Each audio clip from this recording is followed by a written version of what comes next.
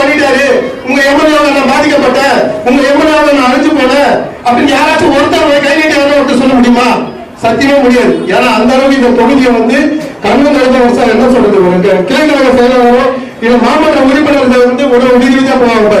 அது மாதிரி சோழிங்கநல்லூர் தொகுதியில இருக்கிற ஒரு வீதி கூட அவருக்கு தெரியாத வீதி இருக்காது, அவர் வராத வீதி ஒரு வீதி கூட இருக்காது. எல்லா வீதியும் அவர் நடந்தே வந்திருக்காரு.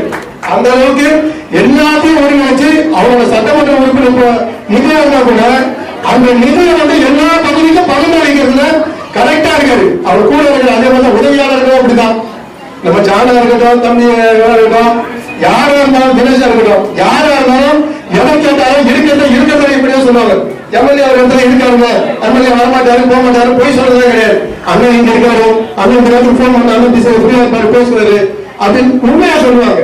எனக்கு ரொம்ப பிடிச்சது என்னன்னா கரெக்டா உண்மையை சொல்றாங்க. உண்மையை சொன்னா தேடி